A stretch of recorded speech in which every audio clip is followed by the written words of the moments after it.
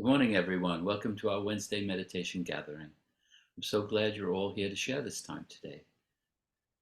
This week we have Keith Kavanagh who will lead us in meditation, and then we'll have 20 minutes of silence. And after that, we'll open it up for sharing, and we end at 10:45. Over to you, Keith. Thanks, Dan. Good to be back amongst you all this morning.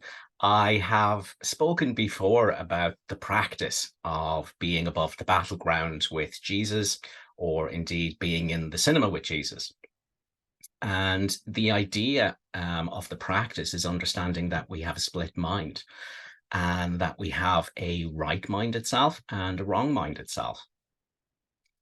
And really, the application of the practice is that if we remember what we are, which is spirit, not a body or an insane voice talking to itself in our mind, if we remember what we are and we look on any upset, unprojected, unblamed on the world, it will vanish.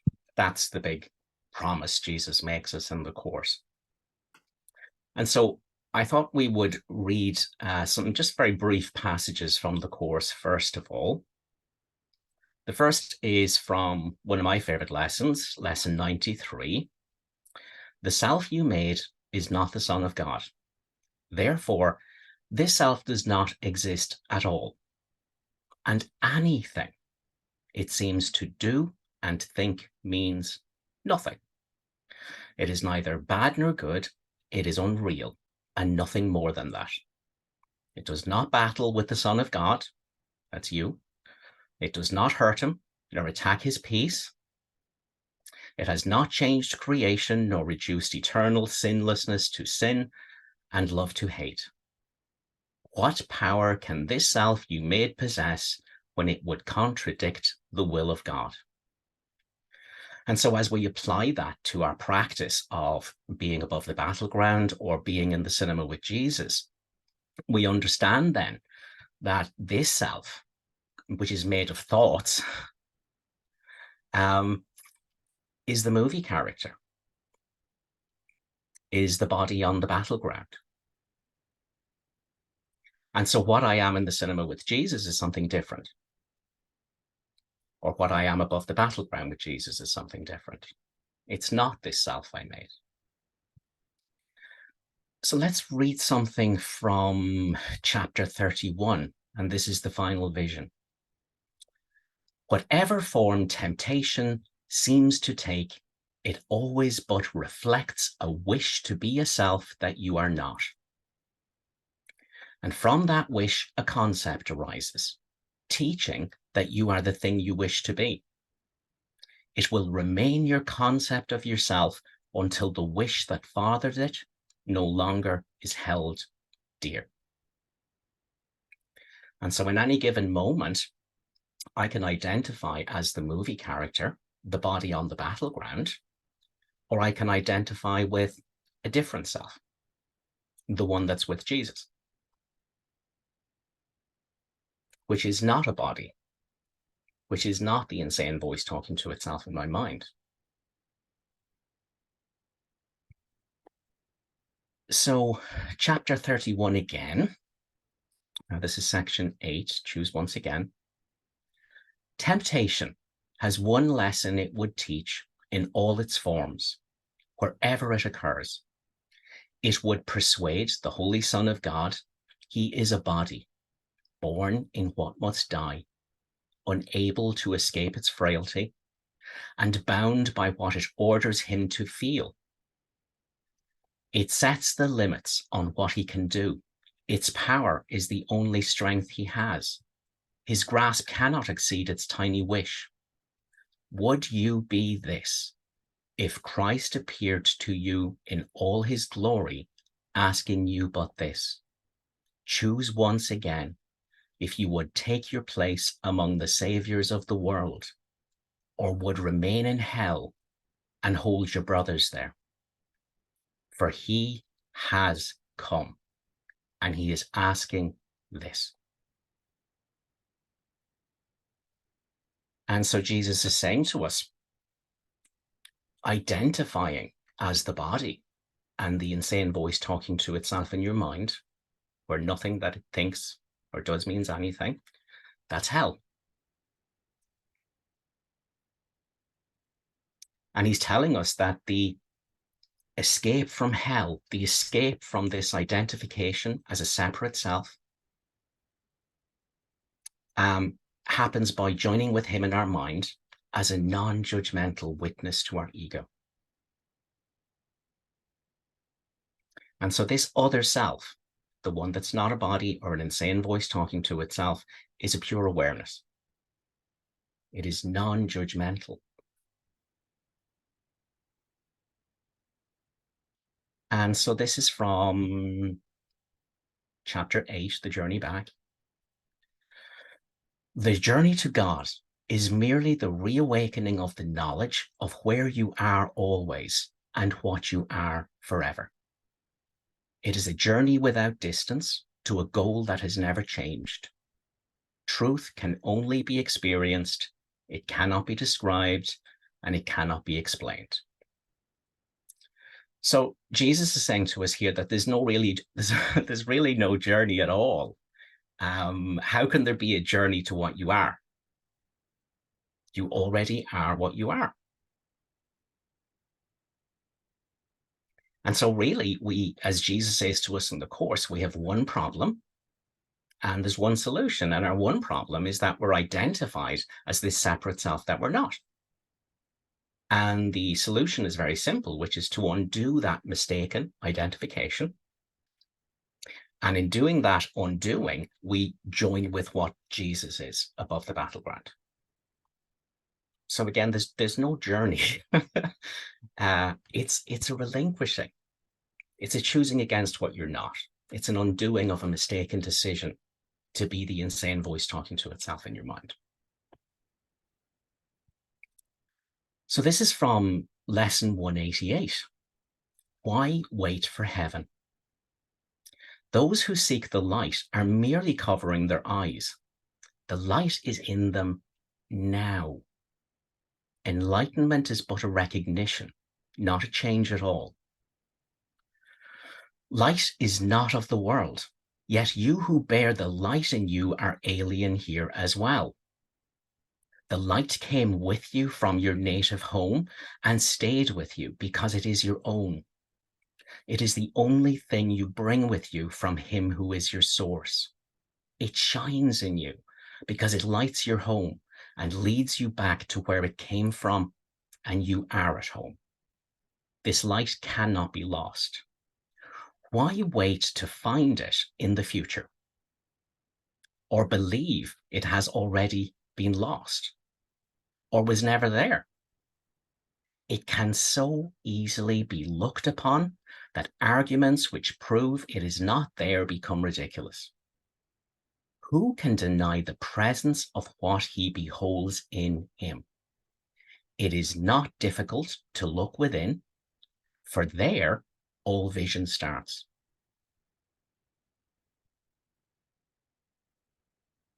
So what I would like us to do today is to explore this light that Jesus is insisting is in us now. This alternative identity, this right-minded identity that's always with him. And all we have to be willing to do is to relinquish our clinging, our mistaken identification with thoughts. And so that's what I'd like to explore in our meditation today. And I would really implore you to treat this as a little bit of an adventure. I want your guiding motivation to be curiosity. That's what you want to have. For the love of God, don't try to do anything. That is a disaster. Only egos try. I want you to relax, and I want you to be really curious about discovering a light that's in you now. And that's what we're going to guide you through. So we're going to give things over to the lovely Teresa, who will ring her bell and set her timer. And I'm going to sort of guide you into the meditation today for a little bit. Thanks, Teresa.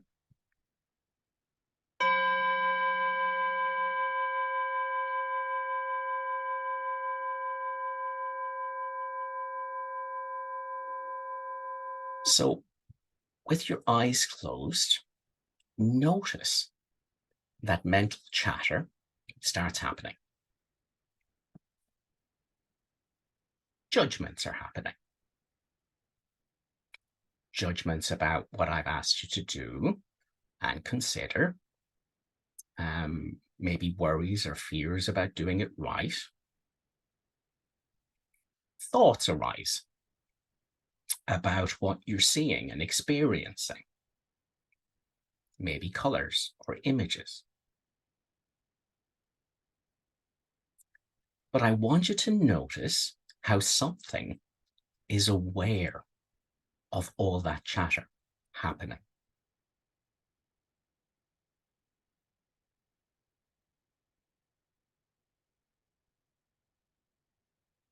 And we're not at all interested in what it is that we are aware of. We're interested in the fact that there is an awareness now of what is arising. Thoughts, feelings, sensations. Just notice that there is an awakeness, a beingness, an effortless awareness of the thinking, feeling, and sensing that's taking place. You're aware of your feelings. You're aware of thoughts. And so again, we're just being really curious right now about what it is in your mind that is awake and aware. Who is this I that is aware?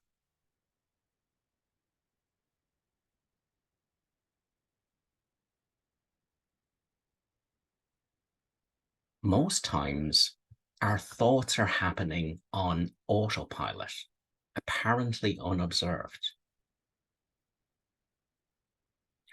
And we are apparently spiritually unconscious in them.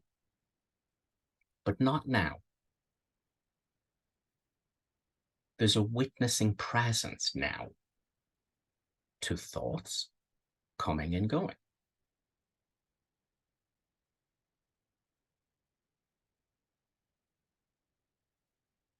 And we just want to gently investigate what this witnessing presence is.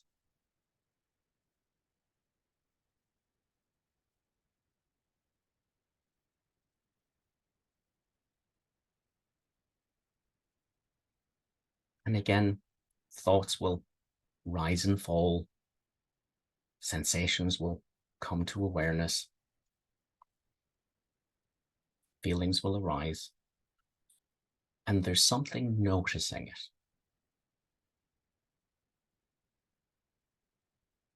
It's not happening on autopilot, unobserved.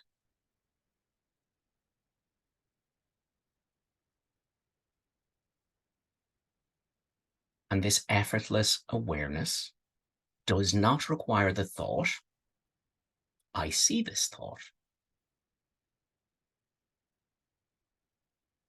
The awareness is just there. It's already present.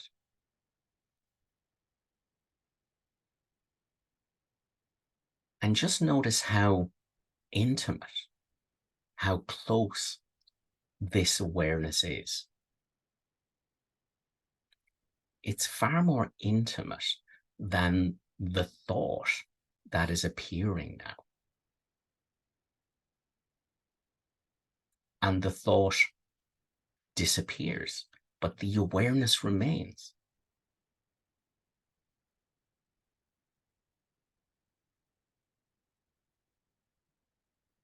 And really, each time you bring your attention back to the awareness that you're aware, the thought disappears.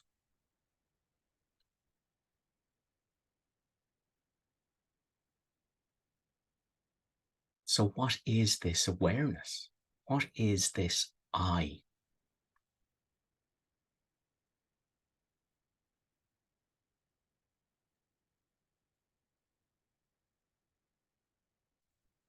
Just become aware of the awareness itself.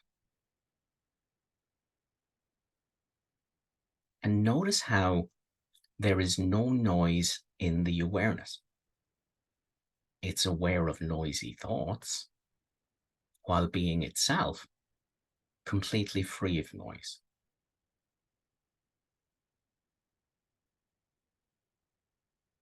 It's aware of judgmental thoughts, but is itself completely free of judgment. It's simply effortlessly non-judgmental. It's simply noticing thoughts happening.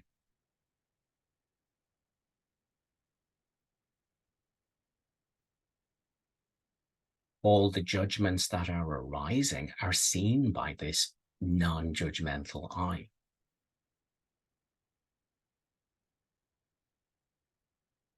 It's aware of descriptions arising as thoughts, but the awareness itself of the descriptions arising defies description or label. It's aware of labels, but cannot itself be labeled. Just notice that in the midst of the thoughts and the feelings and the sensations and judgments arising, this I is effortlessly still and silent.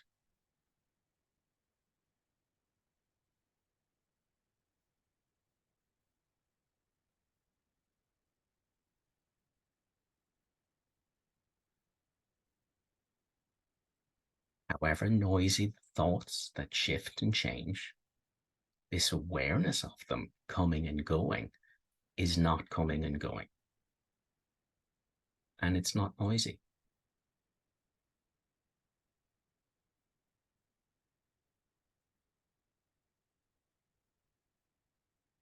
And so we can notice that this I, this witness, this awareness is constant and unchanging in its effortless stillness and silence.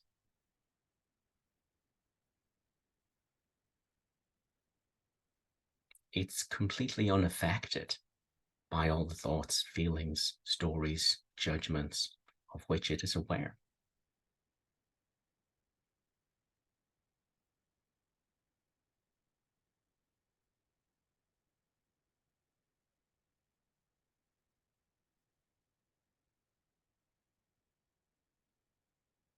Thoughts, feelings, stories, and sensations are coming and going, shifting and changing, doing and making.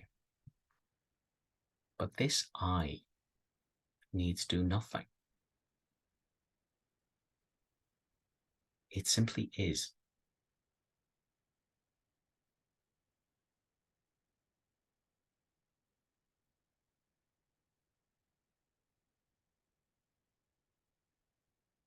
So just remain awake to this awakeness in your mind now. Just remaining aware that you are aware.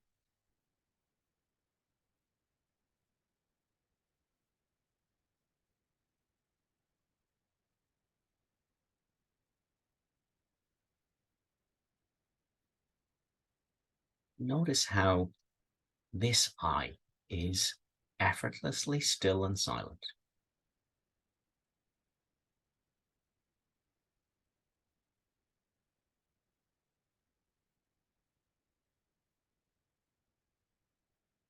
What we are aware of, thoughts, feelings, sensations, stories, and judgments, continue to arise and subside, but the silence and stillness remains.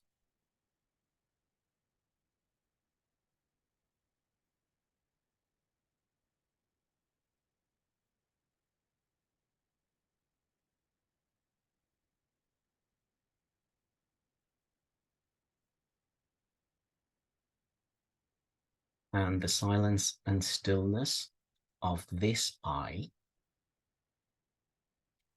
that's noticing the movement of thought, body, and feeling.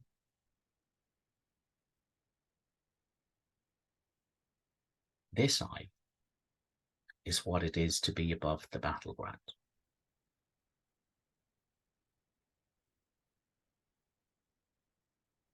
It's the right mind.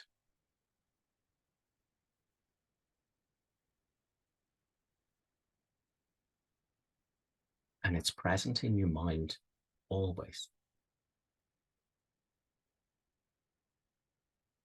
It is this awakeness that sees the changing, whilst itself being changeless.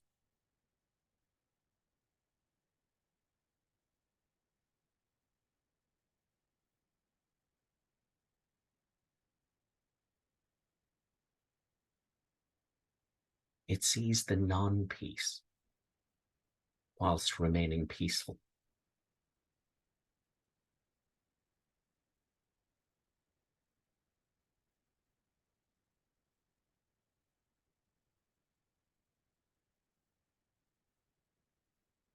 It is a silent witness, which is always there in your mind.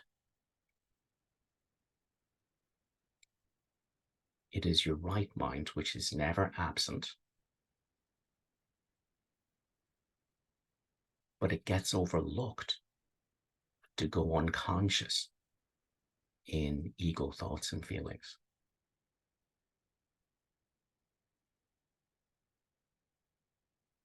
In our metaphor, it's like jumping back in the movie to be the movie character instead of what's with Jesus in the cinema.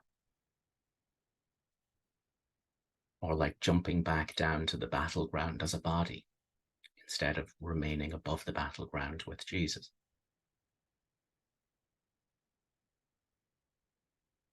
And so thoughts are still taking place, feelings, sensations, judgments.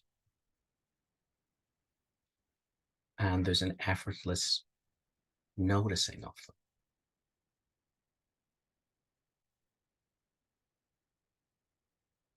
There's a piece that's aware of the non-peace that is completely unaffected by the non-peace.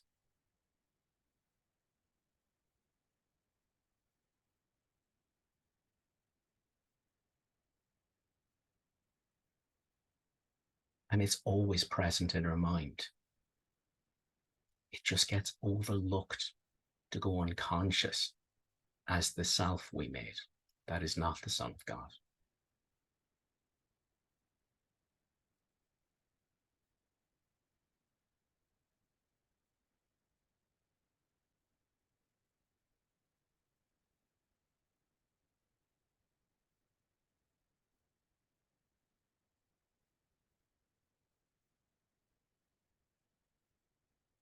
So we're just noticing this noticer.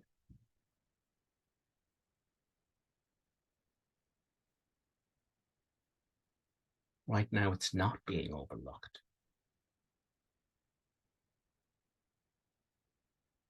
It's being noticed. It's just being aware of this awareness. Alive to this aliveness in your mind, which is not the thoughts, the feelings and sensations that are rising and subsiding.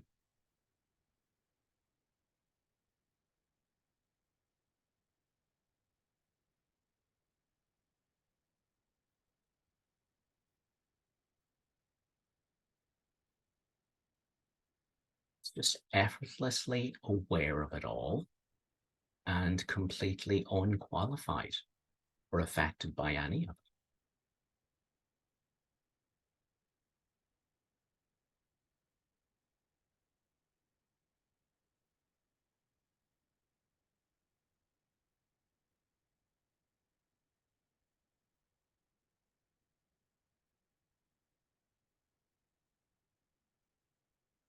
I am not a body, I'm free.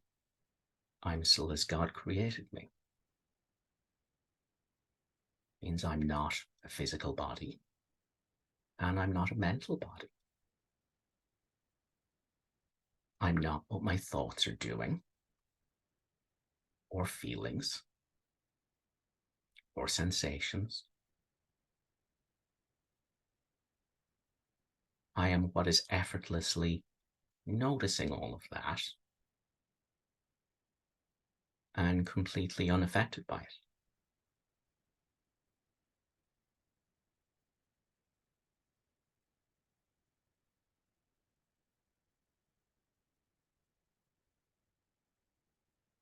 There's no need to control thoughts or silence thoughts or shout them down.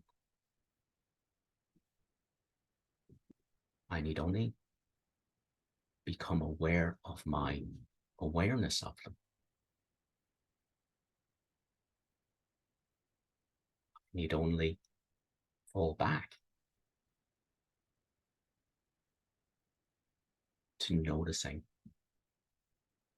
thoughts and feelings arising and subsiding.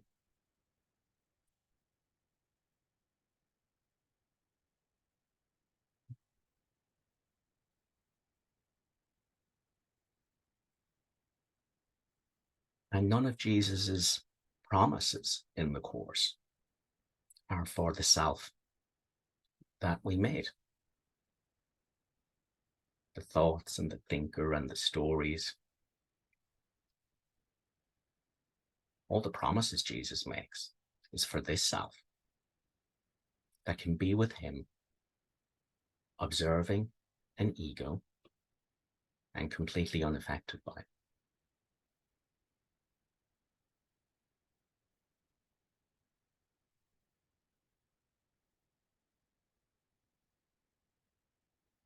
By learning to fall back into this awareness that the echoes of eternity can be heard once again.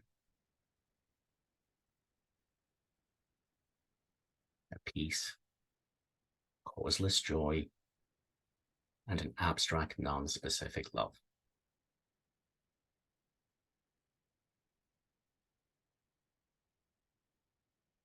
And all we ever have to do is look at our ego without judgment.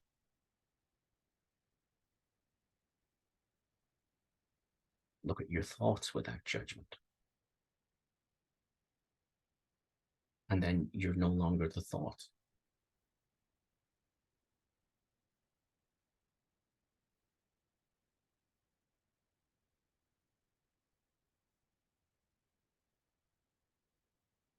Thoughts are objects.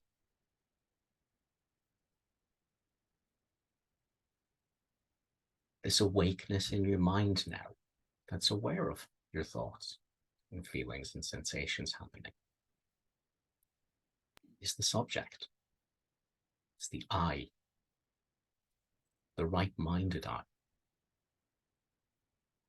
It's an unqualified awareness, an unqualified consciousness,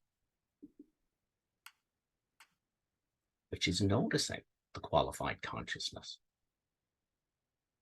qualified awareness, which is the self we made.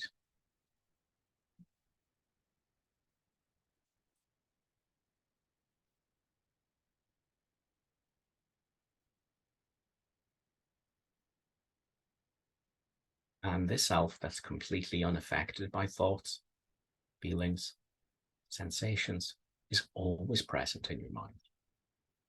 You're always aware. You're just not aware that you're aware.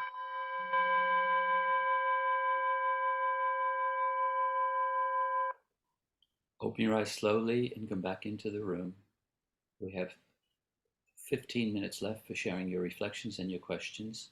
If you'd like to speak, raise your hand or use the reactions button at the bottom of the screen, and I'll invite you to take yourself off mute. If you'd like to ask Keith a question or comment with confidentiality, put your message in the chat function at the bottom of the screen, and I'll read it out.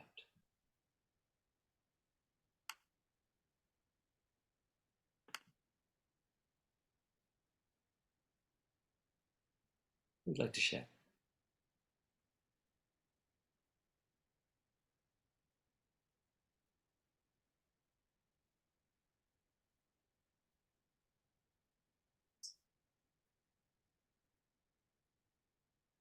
Teresa, take yourself off mute.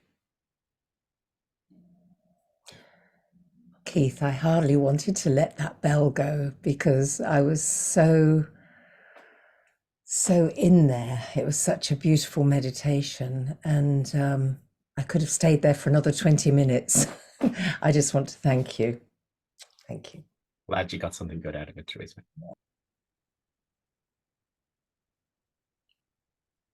Yeah, Did you get a sense of an alternative identity there, Teresa? I did. I was very aware of my thinking, very aware, Good. and I did get this very peaceful sense as well. Yes. And I think that's the key thing that we have to understand. In the beginning, we think I should have to control my thoughts. I should have to make them behave. I should try and make them be quiet. And no. The course practice is that we bring the darkness to the light. We bring the illusion to the truth. We don't fight the darkness and we don't fight the illusion. We bring it to the truth. And so all we ever want to do is be able to join with that peace in our minds, which is the peace of above the battlegrounds, which is the peace of our right minds. And when we look on any upset from there, that we're not blaming on the world, we understand it's because I'm identifying as a separate self, it vanishes. That's the thing. And we don't ever have to make our thoughts behave in order to go above the battleground. We only need to be able to witness them without judgment. Thanks, Teresa. Norman, take yourself off mute. Yes, thank you very much, Keith. I had no thoughts whatsoever, or feelings or anything. Wow. Just the awareness, and your voice. So, is that awareness now Christ now? Yeah, it's I guess we could say it's the memory of what you are as God created you in consciousness. So if you like, it's not wrong-minded consciousness, but it's right-minded consciousness. And so, wrong-minded consciousness is identified with form and information, and right-minded consciousness is simply a witness to that. And so, I think most of us have an inner dialogue that tends to take place. And but apparently not everyone has conversations with themselves in their head. I just wondered when you made the comment, Norman, would you be aware of a dialogue in your mind normally during the day? No. Would you have a commentator on everything you're doing? No. No, which is interesting, yeah. But if sometimes I meet people just by chance, and they've perhaps worked in the same place as me, the shipyard, and we've talked about it. And my whole demeanor from what it was then, I noticed has completely changed. It's more all the bad points about it have disappeared, and I realized that everybody who was working there, was going through trials and tribulations like everybody else. And now I realize that behind all that, is just peace. And everybody was just as important as the next man, from the managing director down to the cleaners. Everybody was doing a vital job. It's a whole new aspect of looking at things. And it does generate peace, and both for who I was talking to and myself. In a very strange way. So, I think we see we're all exactly the same in the sense that peace is in everyone's mind, that alternative identity, that witness present, that's never changing. It's the changelessness, aware of the changing. That's in everyone's mind. And then we also have this false identity as a separate self. the self we made that's not the Son of God, which is just a collection of stories and sensations and feelings and thoughts. And there's a part of us all that can choose which one we're going to identify with. And so really, we're all the exact same. We have this voice of sanity, this identification of sanity in our mind, and then we have this insanity in our mind. and there's a part choosing, and that makes us all exactly the same. So that's what you're saying, Norman, which is great. Thank you very much. Thank you. Who'd like to share?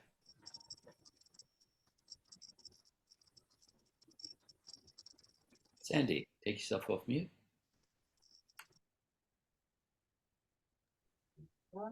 And thank you, Keith. Hopefully you can hear me. We can. Good. My ego was great. I started to smile great straight away. I've got a tree surgeon right behind my studio here going full hog, absolutely, with the chipper, the chainsaw and everything. So I did smile as soon as that started. But it didn't bother me. I was able to just be in that beautiful space. It was like being behind one of those glass windows, you know, that perhaps police use. Yes. But I wasn't in a room. It was very spacious, and I just can see everything that was going on, but not being affected by it at all. And just like you would say, that effortless stillness and peace was there. And what I also noticed when I'm in that space is that I'm not breathing. There's no breath.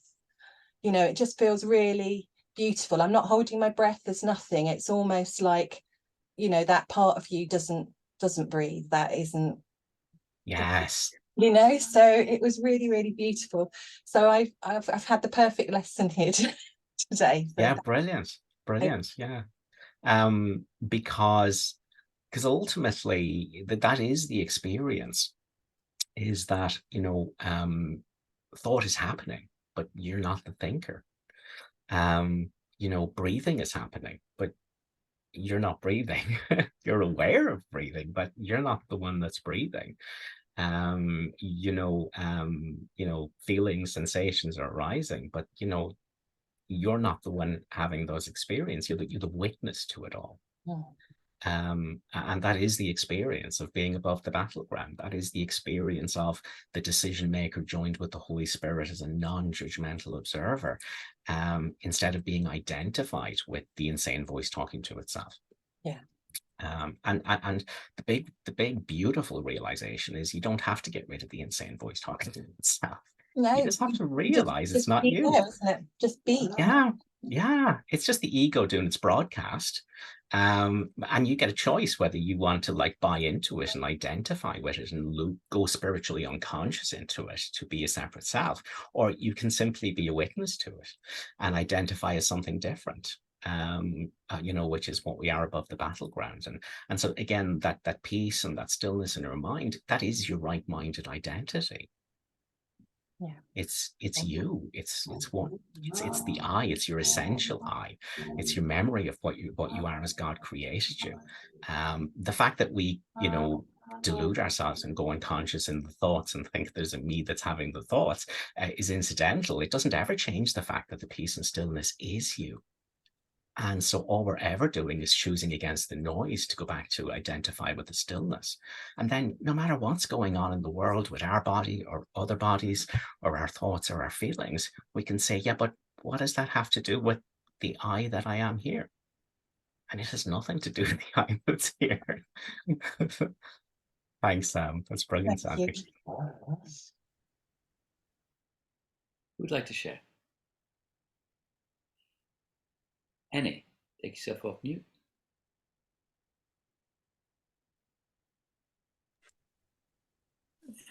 Thanks, Keith. And I would love just to share something about the feeling.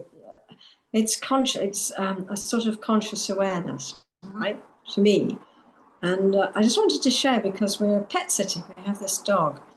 And I've been doing something called the trust technique, which is about communicating with animals through your mind instead of punishing them, or, you know, the way we look at animals and treat them is very unconscious. And it's really fun to do, because he gives you a technique for quietening your thoughts, for helping you quieten your thoughts down, to help the dog bring its thoughts down if it's a very excitable or anxious dog. And I promise you, they'll go, as soon as you start to do it, you get completely present yourself. It's being present and still and listening, completely present. The dog goes to sleep instantly. And he does, he takes a field of wild horses and he sits with them and does this. I mean, he's essentially meditating with them, really. But it's in that space you're talking about, that sort of not you, the little you. And it's just so sweet. And I was so, I had to, because he kept running out, I was a little anxious, he was running away and things. And so my awareness was a little disturbed today as well. So I wasn't practically in that place, but it's just fun to share that animals have that conscious awareness just as we do. Absolutely. Absolutely. Because that awareness is all there is. That's all there is. You know, and then, you know, everything that arises and subsides is just ripples within that awareness. And as you're talking about that technique, it's important we can see that it is saying the exact same thing as Jesus is saying in the Course, because he says the miracle shows you that all minds are joined. And there really isn't such a thing as private thoughts. I think we all really want there to be private thoughts because of the vitriol that's going on in those ego thoughts within our mind all the time. But the fact is, there's really only one mind imagining itself to be billions, actually trillions, quadrillions, because it includes every insect and every animal and every plant on the planet. And, you know, we think, again, we have a hierarchy of illusions. So we think that a human, now that's a different story. A human is different than a horse. No, same awareness. Same awareness. You know, Jesus says how holy is the smallest grain of sand when it's recognized as part of the completed picture of God's Holy Son. And, you know, and he's saying that in all the apparent parts, in the movie of parts, each contains the whole. Because there's no parts. So whatever you look at, that's Christ. Whether it's in the mirror or whether it's the horse or whether it's a spider or a fly or a grain of sand, there's just one thing, just one Holy Son of God, which can be seen to shine behind the movie of broken pieces. Yeah, so that's lovely. Thank you for that, Annie. Thank you, Keith, too. Dennis, would you like to share? Thank you, Keith. Just reminded of Shakespeare, the world is a stage and we are merely players. Yeah. I went back to when I was about 3 or 4 years of age during the wartime, and this conversation went on in my head. What a strange place this is. It must be mad to want to come here. And you were talking really about the observer who just observes all the time. Yeah. And we kind of think that the part we're playing is the real part, but it isn't. There's That's another correct. part of us which is still all the time. Thank you.